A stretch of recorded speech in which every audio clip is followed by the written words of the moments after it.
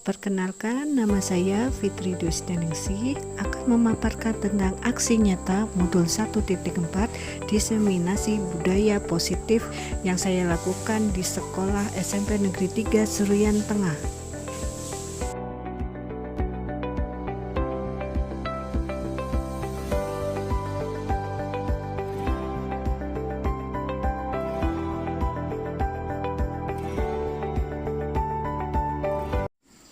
Assalamualaikum warahmatullahi wabarakatuh. Kakak, dalam kesempatan pada pagi hari ini, Ibu akan menyampaikan beberapa hal pengimbasan dari tugas Ibu sebagai calon guru penggerak. Ya, semua berdiri. Ya, kita berdiri sebentar.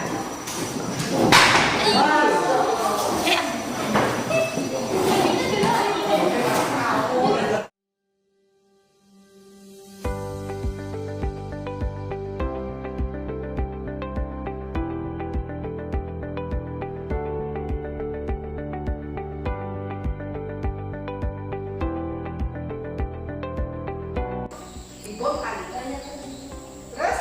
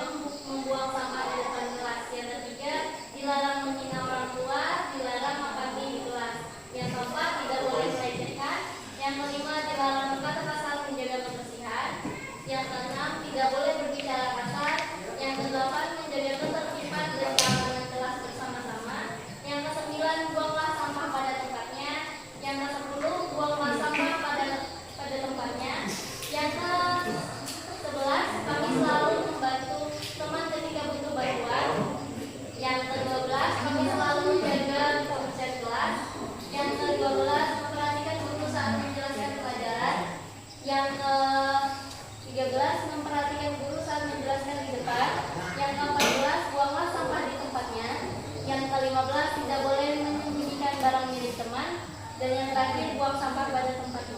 Ya. Keyakinan kelas yang diciptakan atau yang dibuat oleh teman kalian. Nah, Ibu akan simpulkan. Yang pertama, minta tolong dia yang nulis. Menjaga ketertiban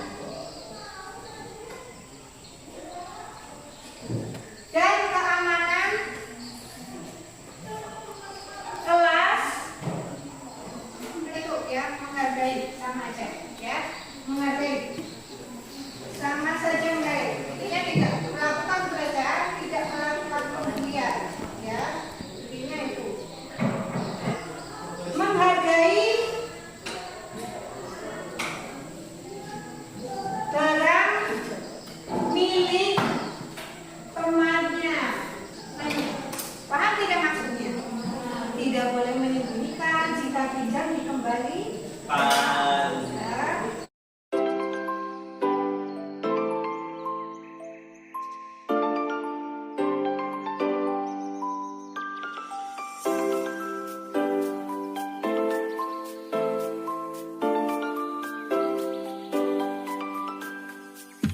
Keyakinan kelas. Keyakinan kelas sepakat 2. Jaga ketertiban dan keamanan kelas bersama-sama. 3. Menghargai barang milik temannya. 4. Bertutur kata yang sopan dan baik.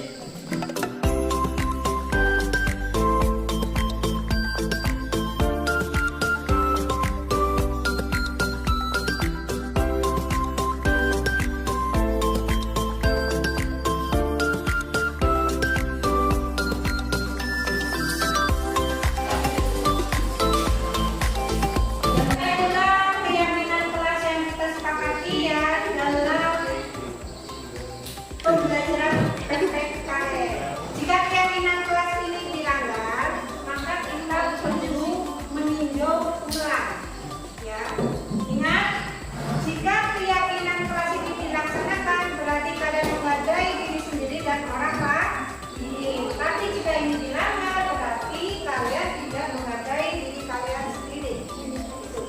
Ya, jadi terapkan keyakinan kelas ini dalam hati kalian agar menjadi suatu budaya.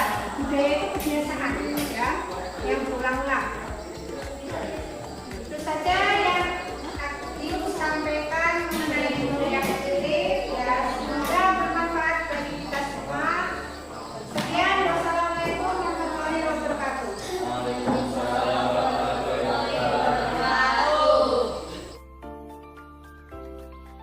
Perkenalkan, nama saya Yusinta Setridea. Saya dari kelas 8A dari Sekolah SMP 3 Serian Tengah.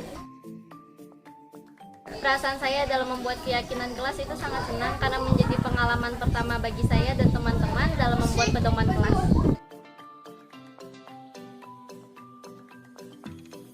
Menurut saya sangat penting karena menjadi janji untuk diri sendiri supaya lebih menghargai teman-teman kelas.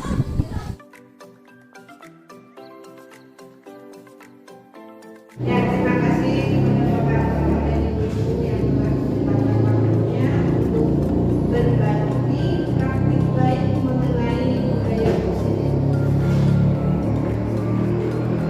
Berbagi praktik baik budaya positif. Jadi di sini kami ada tugas mengenai diseminasi atau penindasan tentang budaya positif yang kami pelajari di pendidikan guru penggerak yang harus kita laksanakan untuk memenuhi modul 1.4. Ya, jadi harapannya semoga dengan adanya diseminasi ini kita dapat berbagi praktik baik tidak hanya untuk sesama rekan tetapi juga untuk siswa. Ini akan memperkenalkan diri. Saya Ayu Pari. Saya Fitri Dusdaningsi. Jadi kami adalah calon guru penggerak angkatan 10 untuk Kabupaten Serian. Dengan fasilitator kami Ibu Aris Tanika SPSI.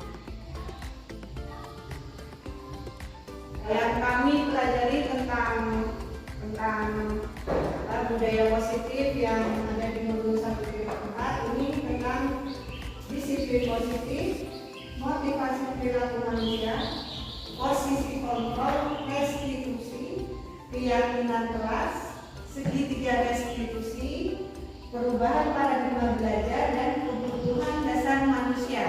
Tentunya dengan istilah-istilah ini pasti ada yang asing bagi kalian ya ibu-ibu, bapak-bapak. Ya. Nanti akan kami jelaskan satu persatu. Kalau disiplin pasti sudah pernah dengar, ya. Cuma yang kayak restitusi itu seperti apa? Ya. Terus posisi kontrol itu seperti apa? Nah, nanti akan kami jelaskan satu persatu. Perubahan paradigma belajar. Ya. Di sini mengapa pembelajaran itu harus berubah? Ya, pembelajaran dengan paradigma yang baru merupakan pembelajaran yang dirancang berdasarkan pembelajaran berdiferensiasi. Istilah diferensiasi itu sering digunakan terutama dalam kurikulum merdeka. Ya, sebenarnya diferensiasi itu apa? Diferensiasi itu sebenarnya pembelajaran yang berpusat pada murid atau berpihak pada murid. Ya. Jadi untuk pembelajaran memang kategori kepada murid itu berubah berdasarkan kebutuhannya. Ya. Jadi ada murid yang pintar, ya kan? Ada murid yang kecerdasannya sedang, ada murid yang kecerdasannya rendah. Nah, dari paradigma kebutuhan murid itulah diperlukan perlakuan yang berbeda atau yang disebut dengan diferensiasi pembelajaran. Nanti kita akan bahas selanjutnya. Mengubah dari paradigma stimulus respon kepada pendekatan teori kontrol.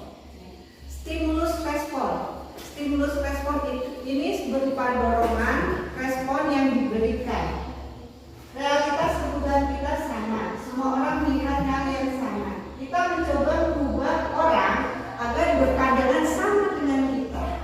Orang lain bisa mengontrol saya bisa mengontrol orang lain. Pemaksaan ada pada saat bujukan gagal, model berpikir menang atau kalah. Itulah stimulus respon yang mendorong seseorang untuk melakukan sesuatu. Terus teori kontrol di sini, realitas kebutuhan kita itu berbeda.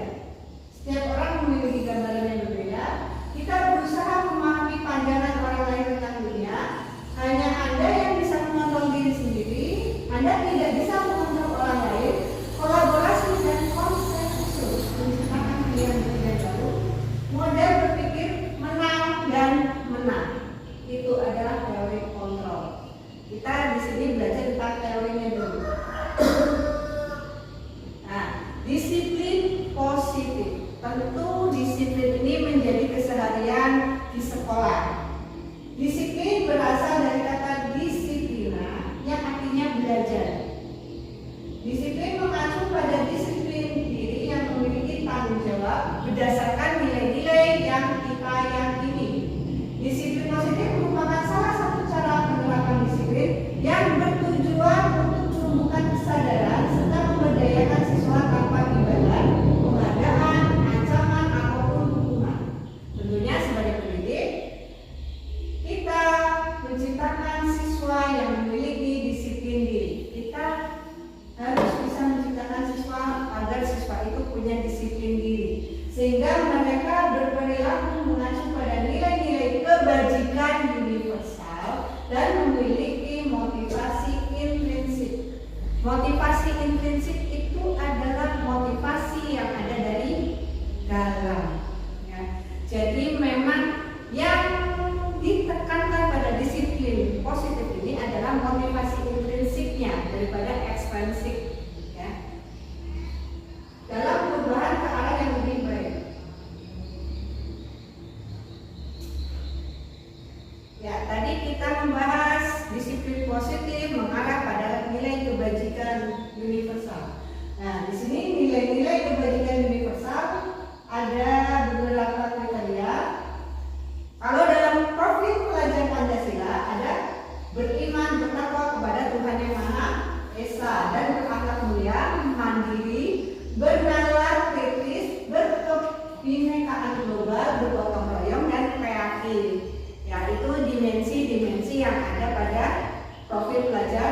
Pancasila. Ya, itu bisa disebut nilai kebajikan yang ada di profil pelajar Pancasila. Menurut IBO, Primary Years Programs atau PYP, nilai kebajikan ada beberapa, yaitu toleransi, rasa hormat, integritas, mandiri, menghargai, antusias, empati, keinginan kawan, dan juga kreativitas, kerjasama, percaya diri, dan komitmen.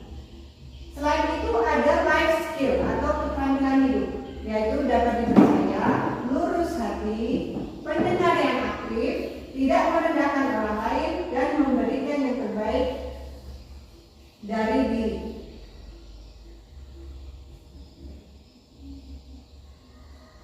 Kita pernah mendengar istilah kebutuhan manusia, ya.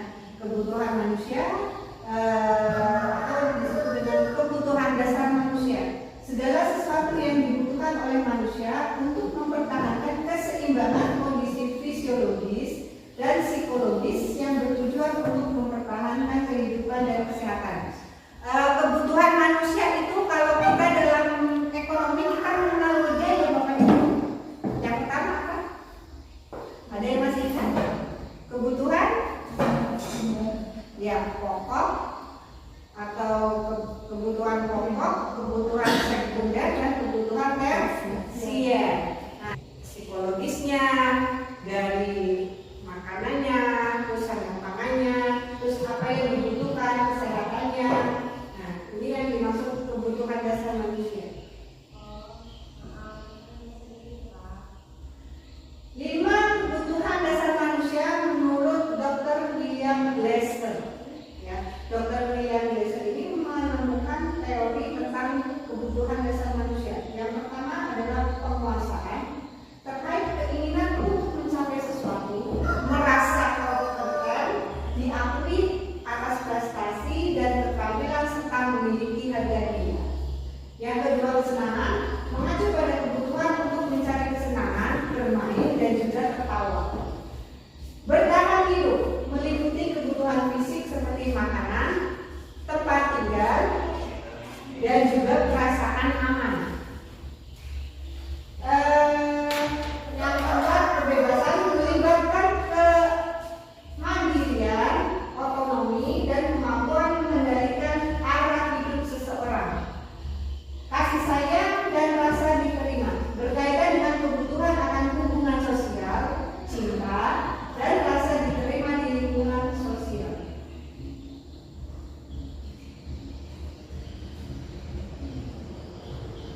Selanjutnya, motivasi perilaku manusia untuk menghindari ketidaknyamanan atau hubungan, untuk dapat imbalan atau penghargaan, untuk menjadi orang yang mereka inginkan dan menghargai diri sendiri dengan nilai-nilai yang mereka percaya. Itu adalah motivasi yang alami sebenarnya yang ada pada manusia.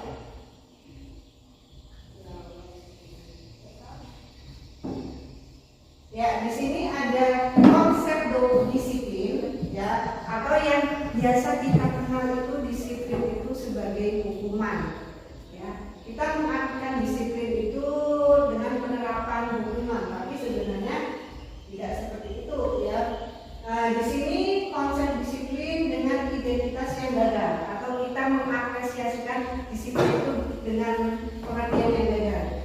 Di sini hukuman yang kita kenal itu menyakitkan, tidak nyaman, murid takut, memaksa, murid menyembunyikan kesalahan, murid menjadi rendah. Ya. Terus penghargaannya apa? Penghargaan dari hukuman ini kalau kita terapkannya seperti itu, maka bisa menjadi sesuatu yang tidak efektif, merusak hubungan atau sifat diri, mematikan kreativitas, menghukum dengan sistem ranking, merampas hak menghargai dirinya. Ya, konsep disiplin dengan identitas sukses. Yang dimaksud dengan identitas sukses ini sebenarnya disiplin ini bisa dikaitkan bukan dengan istilah hukuman, tapi dengan istilah konsekuensi. Nah, konsekuensi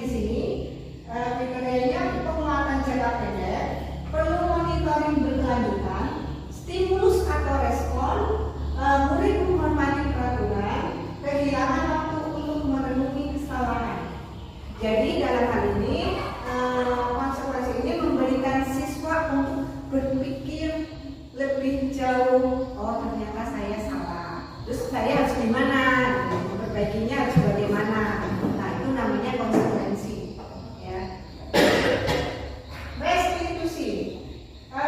Di sini restitusi, yang dimaksud restitusi kalau kita istilahkan dengan perilaku murid, murid bertanggung jawab untuk perilakunya, fokus pada pemecahan masalah jangka panjang, murid menghormati dirinya dan orang lain, teori kontrol, dirinya memegang kontrol dirinya sendiri.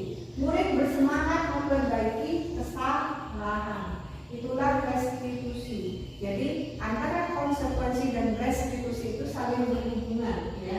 Restitusi itu lebih ke penghargaannya atau ke imbasnya dari konsekuensi. Jadi yang dimaksud restitusi di sini adalah ibaratnya timbal atau umpan balik atau timbal baliknya kepada siswa, apa yang didapatkan oleh siswa, sehingga siswa itu akan mempengaruhi dirinya sendiri dalam jangka waktu yang sangat lama. Ya, itu namanya restitusi. Saya akan melanjutkan dari penjelasan Bu Fitri tadi. Jadi kita tadi masuk ke bagian konsekuensi dan restitusi. Nah, ini adalah konsep disiplin pendekatan restitusi. Sebenarnya apa sih itu restitusi? Jadi waktu kami mengikuti CGP, saya sendiri juga masih pertama kali kenal ya. Oh, ada namanya ternyata restitusi. Apa itu restitusi? Nah, setelah kami mempelajari, saya sudah. Nah, ini ada 5 posisi kontrol restitusi. Jadi kita sebagai guru itu ada posisi kontrolnya. Ada yang penghukum. Penghukum ini posisinya seperti apa? Biasanya misalnya ada anak yang salah, langsung dihukum. Kamu bajunya keluar, kayak push up. Nah, itu penghukum tuh langsung. Biasa ya Bu, saya sendiri aja masih biasanya seperti itu. Kemudian pembuat rasa. Ini contoh 5 tadi yang sudah dijelaskan. Misalnya tadi siswa tidak memakai atribut lengkap saat upacara bendera. Penghukum, patuhi aturan sekolah. Lalu apa perbedaannya? Hukuman. Kalau hukuman, guru menghukum siswa tersebut dengan hormat bendera selama 10 menit. Nah, jadi sebelum restitusi, hendaknya kita sebagai guru itu membuat keyakinan kalimat positif menjadi dengan segitiga restitusi. Apa itu segitiga restitusi? Proses menciptakan kondisi bagi peserta didik. Praktek ya Bapak Ibu mengenai penerapan segitiga restitusi. Di sini kita akan praktek, saya sebagai guru, Ayu sebagai siswa yang terlambat, yang sering terlambat ya. Langsung saja Bu. Ya, gimana?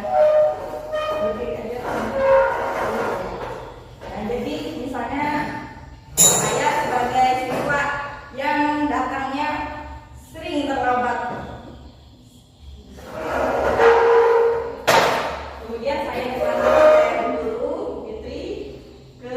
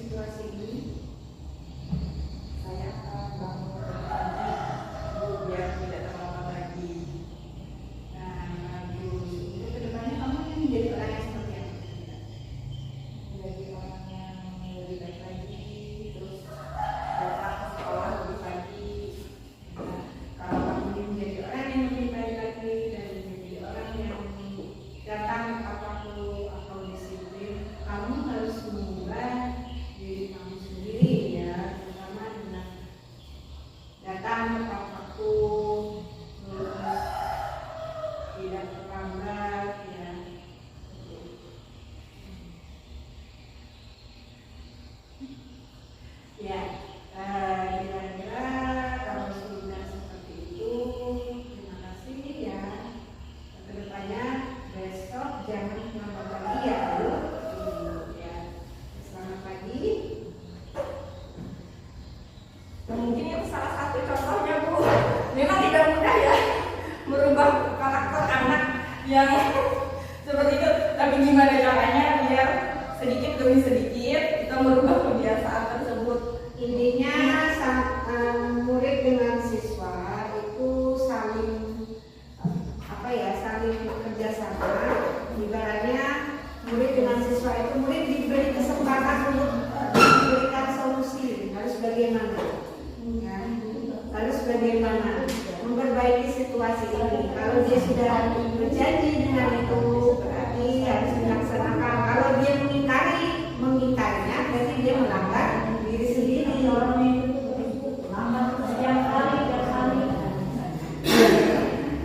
Nah, makanya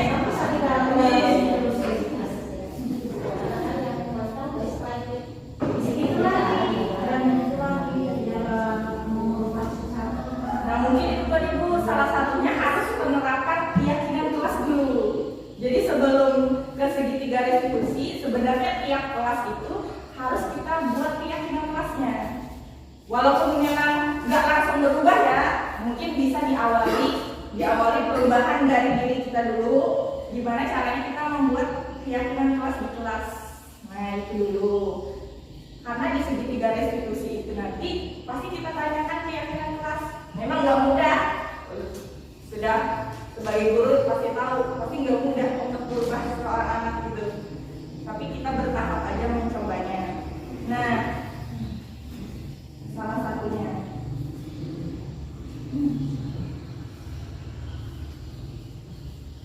Ya, selanjutnya ini ada sedikit praktek ya mengenai keyakinan kelas. Kalau bisa nanti dengan keyakinan kelas ini Bapak Ibu bisa mempraktikkannya di dalam kelas. Keyakinan kelas apakah harus balik kelas saja? Enggak. Kita bisa menerapkan keyakinan kelas itu dalam pembelajaran kita.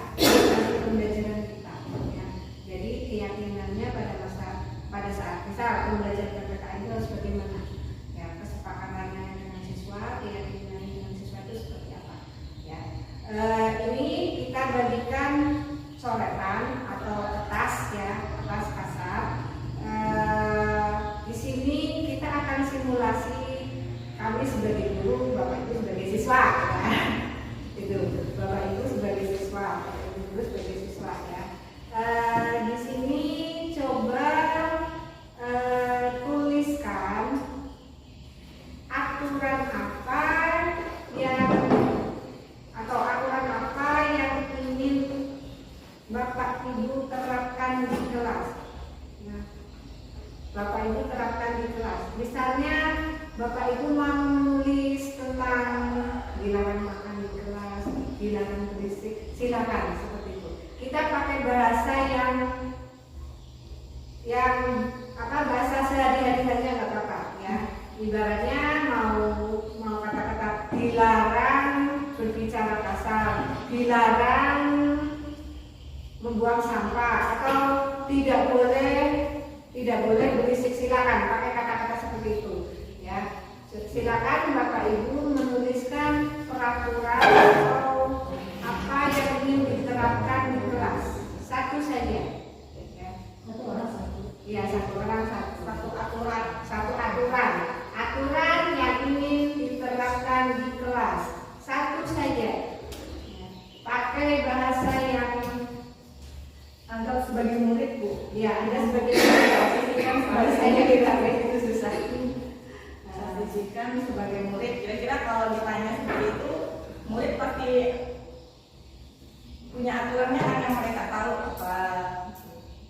Kalau kemarin yang seperti itu jawaban murid ya banyak yang pakai bahasa tidak formal seperti jangan makan mie di kelas.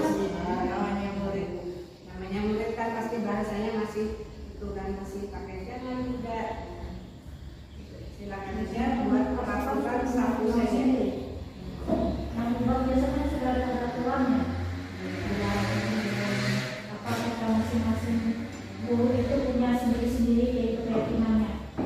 Bisa yang keyakinan keras sendiri. Harus yang berbentuk tertulis tadi. Ya, tidak harus berbentuk terus. Tapi harus melibatkan muridnya, Bu. Jadi bahkan murid. Jadi kita sepakat dengan semua keluarga di kelas. Ya, Kesepakatan dan dilakukan sama berarti diperlakukan. ini kan konsepnya keyakinan, bukan aturan. Biasanya kan kita bikin aturan kan, Bu.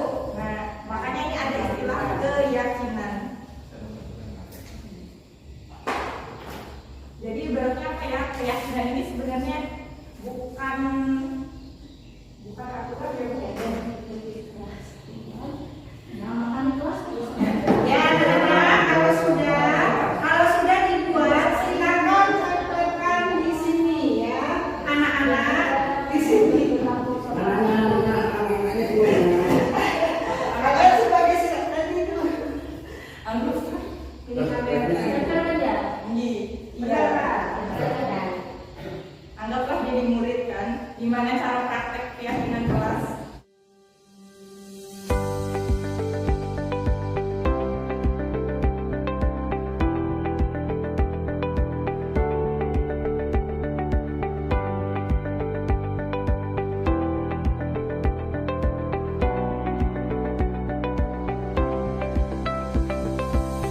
Ya. Saya akan bacakan masing-masing dari peraturan yang dibuat. Ya.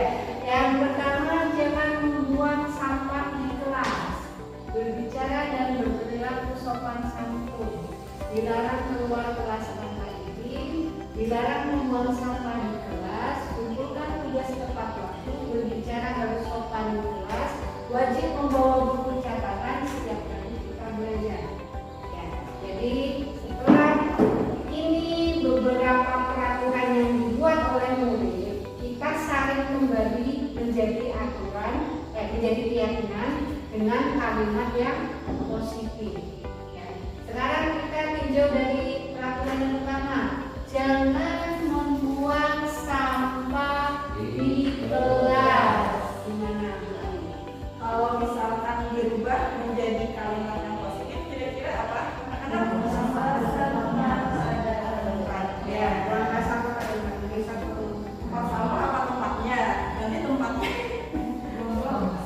tempat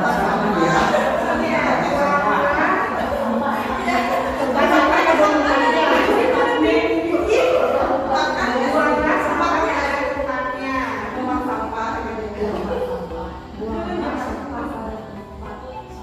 Nah, buanglah sampah pada tempat sampah. Tempatnya di halaman. Makanya tempat juga. tempat sampah.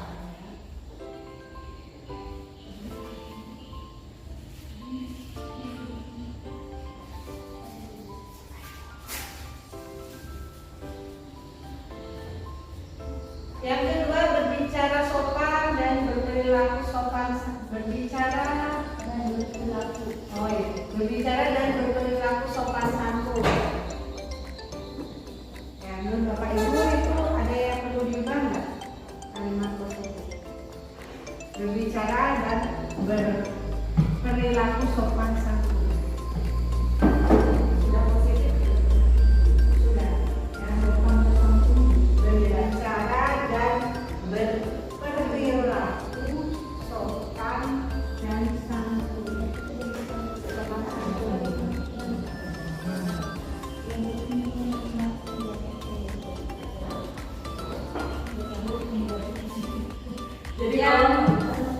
Jadi kalau praktek anak-anak kan ini namanya siswa ya. Jadi kalimat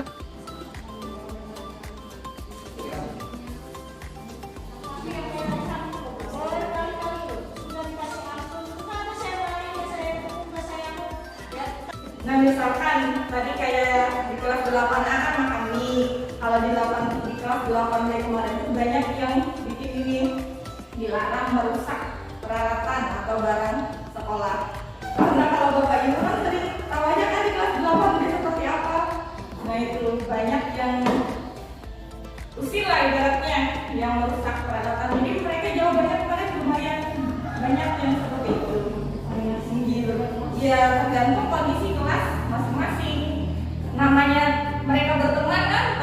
tahu kondisi di kelasnya ini seperti apa. Nah, dengan terlibat langsung membuat keyakinan kelas, berharap mereka akan menerapkannya. Kalau misalnya ada kan rata-rata misalnya cuma beberapa poin, harusnya misalnya lebih dari itu bisa lebih banyak poin yang dia pilihnya. Oh, misalkan dari muridnya cuma Ada tiga aja.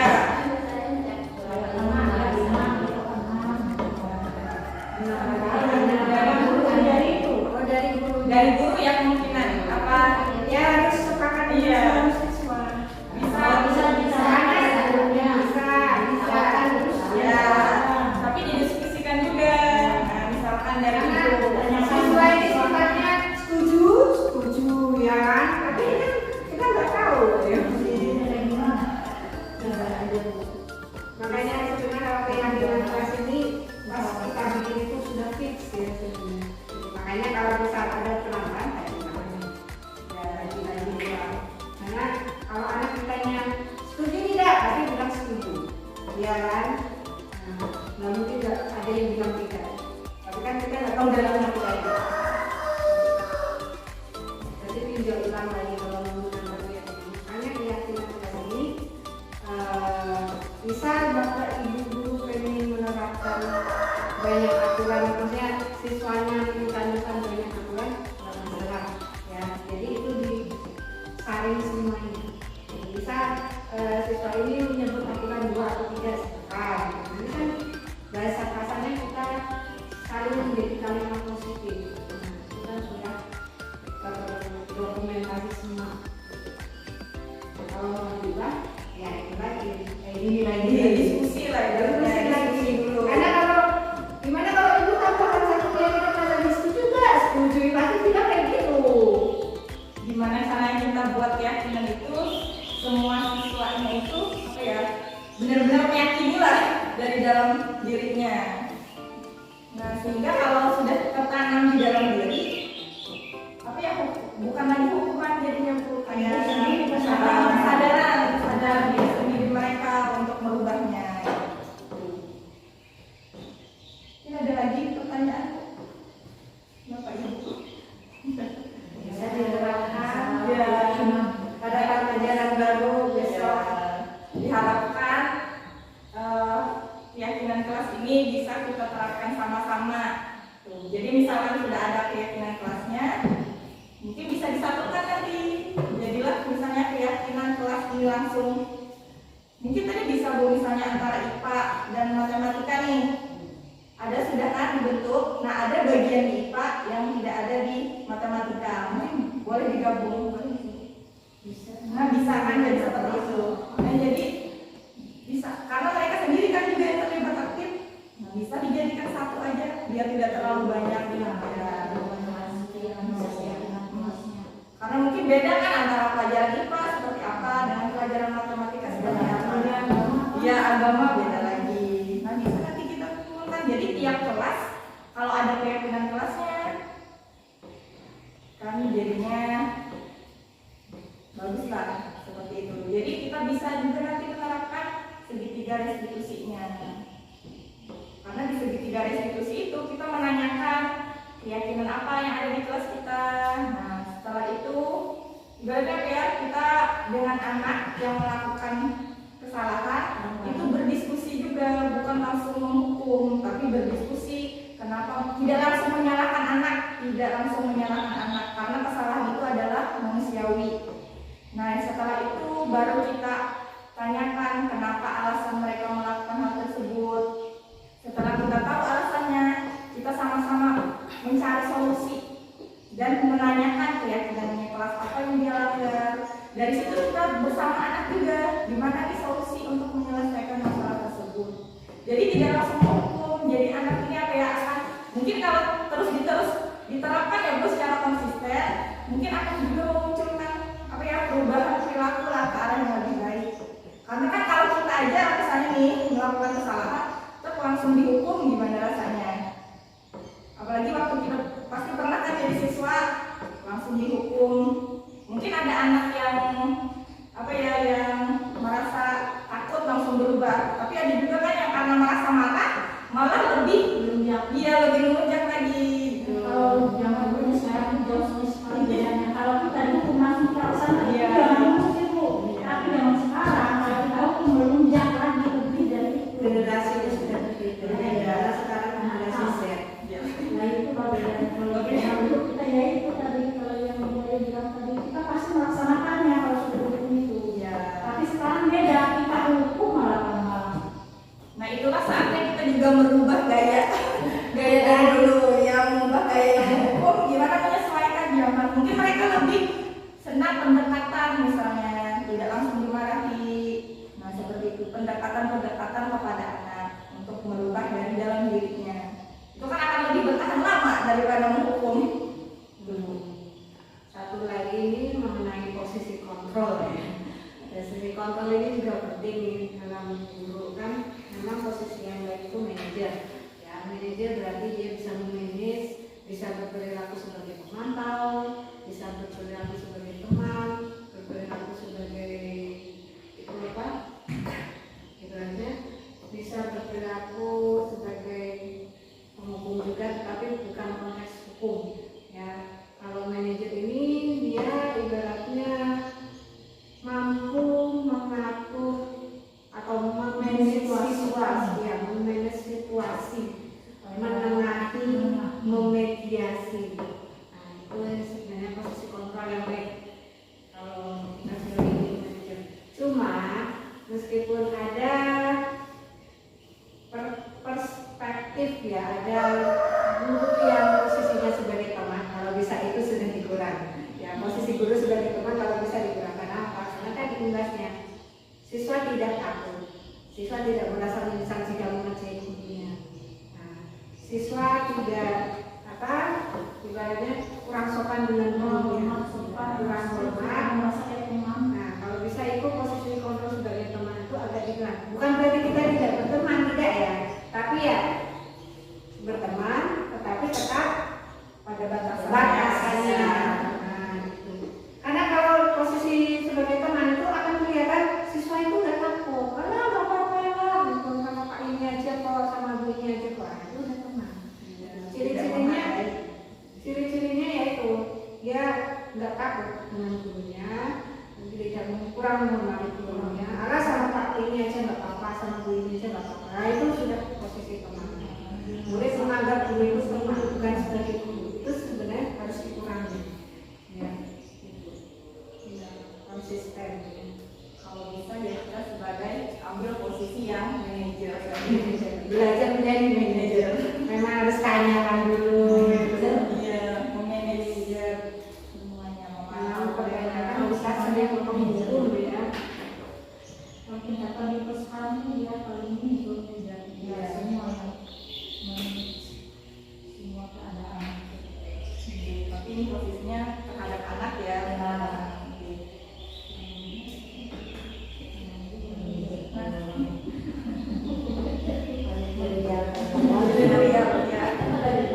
Ya, kendala kita itu memang banyak anak yang melakukan pelanggaran ya.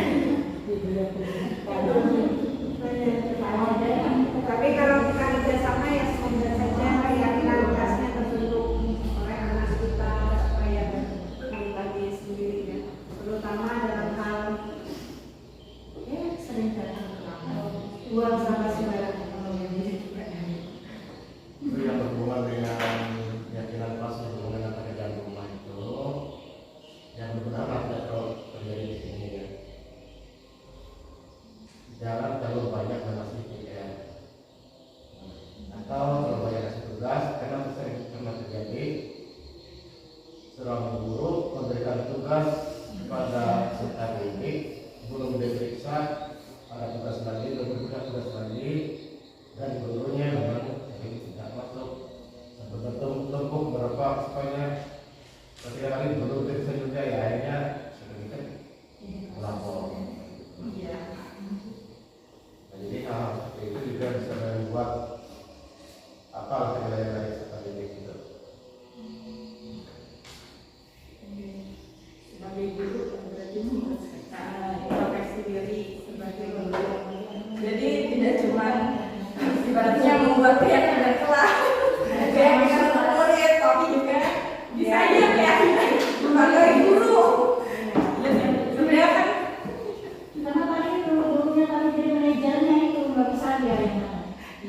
dia masih soal tugas-tugas terus dia nggak periksa kan bukan manajer lagi dia bukan manajer namanya sudah, jadi nggak bisa apa.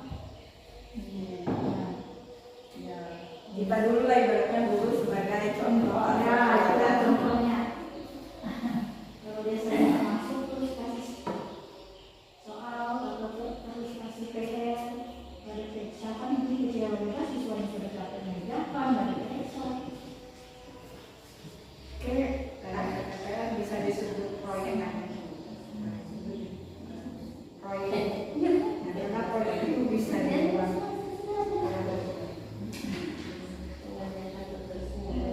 Kalau PR kerjakan ini.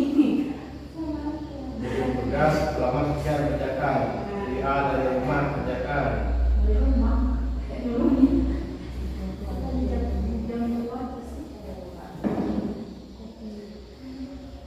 Mungkin ada lagi Bu, Bapak Ibu. Itu berarti ya, jadi bisa dilaksanakan sambil kita melihat situasi dan kondisi ya kita artinya perlahan-lahan mengubah paradigma lama untuk cara mengajar kita dengan mengacu pada keyakinan kita. Mungkin bisa dicoba kalau ajaran baru sama-sama kerjasama, kita sama-sama bekerja sama untuk itu dulu lah ibaratnya latihan di kelas budaya positif ya. Walaupun nggak langsung bisa jadi kan perlahan kita coba perbaiki atau berubah gaya. Apa namanya? Biar kita tahu keluarnya itu di pendidikan ya, oh ini nanti seperti ini, jadi jadinya seperti ini gitu. Ya, kita kan bisa lupa juga. Share.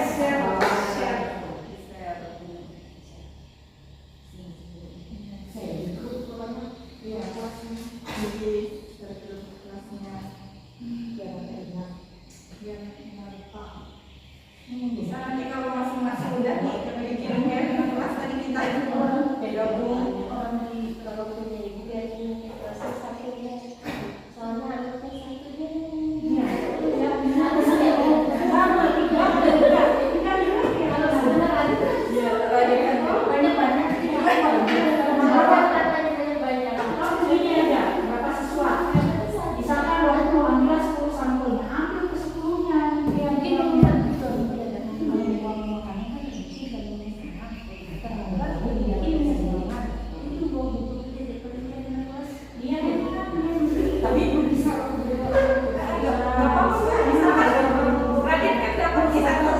Nanti kita gabung tadi kelasnya kan tadi kelas 8B.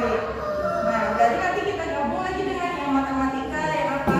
Nah, yang poolnya semua tuh bisa kita tempelkan ke kelasnya. Inilah ibaratnya jadi satu kesatuan aja langsung keyakinan kelas 8B. Udah sama banyak ini udah semuanya. Jadi tidak ada yang tertinggal. Ya, sama satu kan.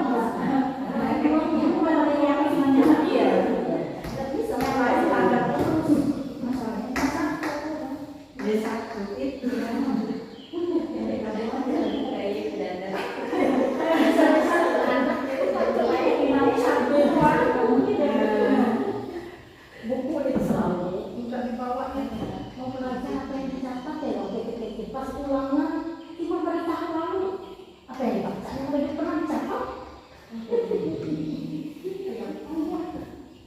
kita bikin kita marah terus rasanya emosi selalu ada ya. Emosi jadi Restitusi ini kalau siswa kalau siswa dikasih solusi, misal kamu maunya apa itu, kalau dia nggak bisa jawab, nah kita bisa kasih solusi. Nah, misal kalau yang nggak bawa buku pas hari itu kan kita bisa kasih solusi. Kamu mencatat ini bagaimana? Itu kan bisa mengerjakan apa ya? Berada materi ini, maksudnya dia mencatat materinya, itu kan bisa juga apa di rumah karena kan sudah ada yang di rumah dari suku ibu makanya dan bawa sekarang yang punya nanti minggu depan nggak salah lagi bisa catatnya ini pulpen itu kalau bawa pulpen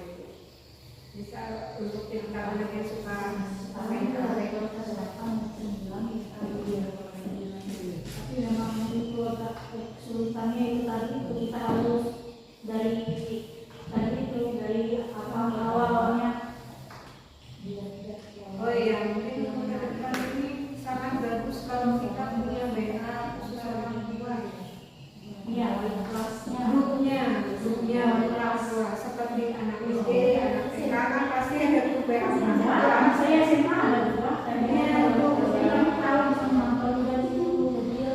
Ya Bu Lina, grup WA orang tua. Ya, kira orang tua, pasti ada, kita ada, aku bisa ada. Maksudnya Anak apa saya ya? ada, biar tahu. Saya pernah mendengar seperti apa ya? Lihatlah anak kalian di foto sama wali kota. Ya. Saya kata, wah aku nggak ada kemana ya? Nah itu kan tahu kemana dia. Ya, soalnya sebenarnya tuh perlu orang tua kita biasakan Iya. jangan melepas pengawasan komunikasi orang tua. Benar. Terus kalau nggak ada punya ayah, dia punya ibunya. Sampai ini minta IPK kami itu bapaknya karena di Palangka itu kan memang harus dibuat grup kalau di sana. Namanya kota kan, macam-macam masalahnya. Komunikasi dengan orang tua sebenarnya sangat diperlukan. Jadi kalau ada hal-hal yang terjadi pada anak atau Ya, kayak gini susah nih Pak. Ingatkan anak misalkan si Arif ini tadi. nah bisa dari orang tuanya. Tolong ibu ingatkan anak ibu besok suruh bawa pelajaran ini kan bisa. Nah, kita bisa ketemu bagus salah sama satunya ibunya. solusinya langsung menghubungi. Masalahnya kalau dia ini kita ingatkan dulu di depan sudah lupa lagi. Nanti dari lain tahu gitu. Ya, Bu. Dan ibunya lagi itu lumayan aktif aja. Sebenarnya pernah waktu itu apa ya? Waktu dia nggak turun, dia tuh malah bilang turun. Kenapa ibu nggak bilang mamaku? Katanya buat itu biar aku ngerjainnya katanya.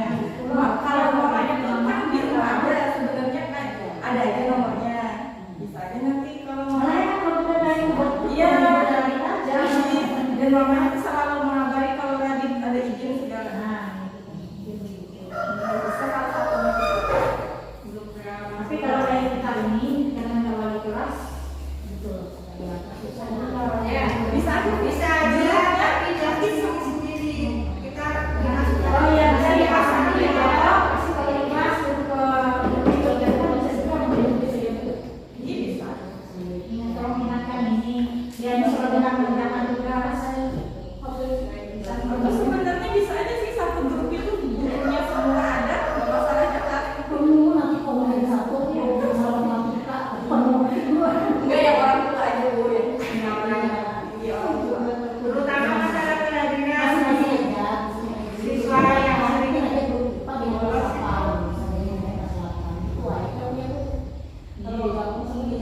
Enggak yang orang tua aja ya dengan orang tua semisal mau bikin grup dengan orang tua. Atau bisa juga sih langsung di set dikonsul dibilang ke wali kelasnya yang menyampaikan.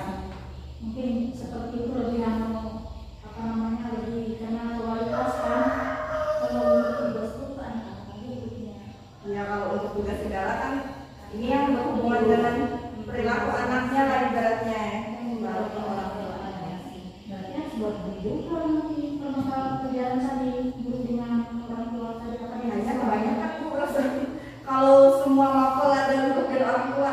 Kalau dengan orang tua aku rasa orang nggak terlalu banyak juga kayak pembahasannya. Jadi bisa aja satu aja grupnya. Kalau menurutku kan cuma ya satu kelas iya satu kelas ini khusus guru dan orang tua aja.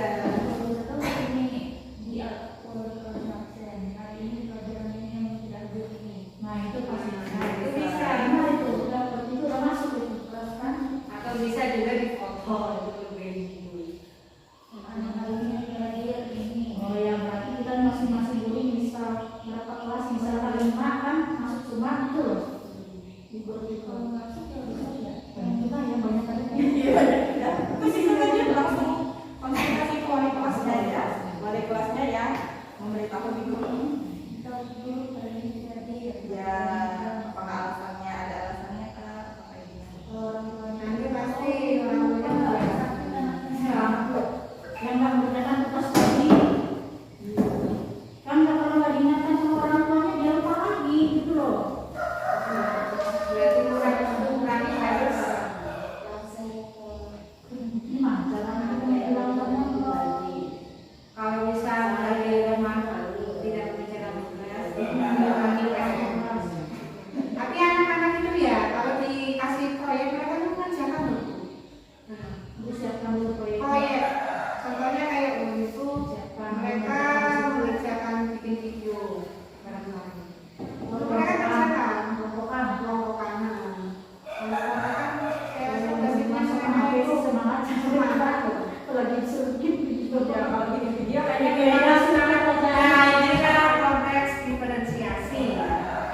diferensiasi. Itu nanti untuk depan itu ya. Ada lagi modul pembelajaran diferensiasi. Diferensiasi ini lebih ke mengarah ke pembelajaran.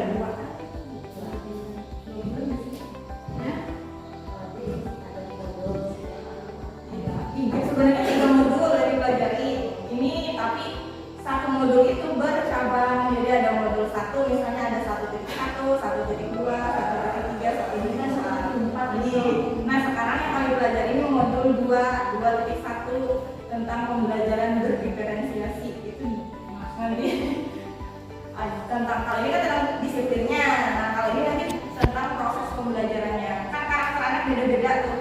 Nah nanti gimana caranya biar pembelajaran itu bisa mencakupi kebutuhan tiap siswa, menyesuaikan karakternya. Kalau nggak ada pertanyaan lagi, kami akhiri untuk pembahasan budaya positif.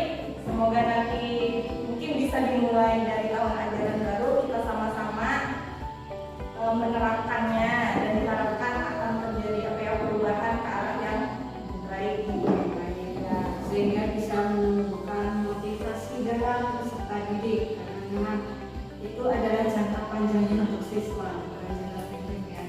Memang makanan, tapi ya kita coba dulu lah, jangan pesimis dulu, tapi kita optimis dulu.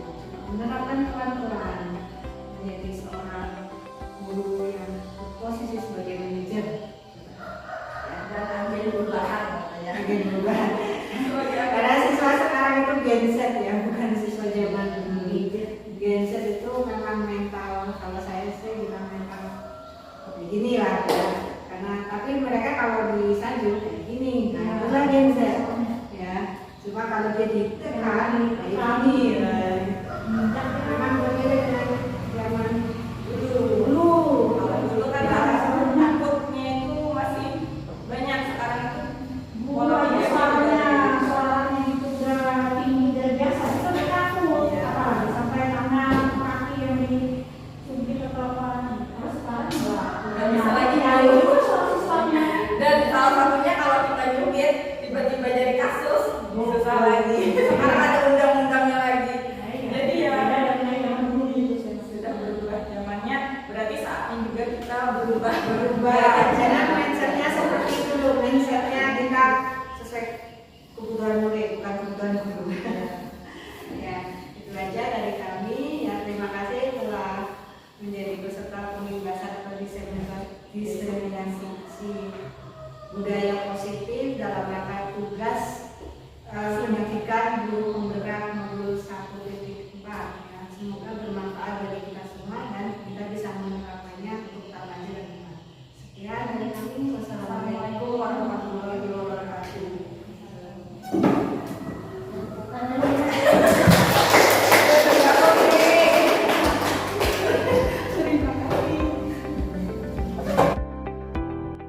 Saya Bu Marlina, rekan sejawatnya Bu Fitri dan Bu Ayu. Untuk yang seminar kemarin saya rasa sangat bagus ya untuk tambahan pengetahuan kita, karena memang bagi saya yang memang belum pernah ikut kegiatan yang seperti itu memang belum tahu gitu ya. Jadi karena tadi kemarin ada diterangkan seminar, terus perlunya kita membuat keyakinan kelas untuk biar mata pelajaran ya, alhamdulillah ya lumayan bisa lebih tahu, dan mudah-mudahan nanti di semester berikutnya bisa saya terapkan. Ya.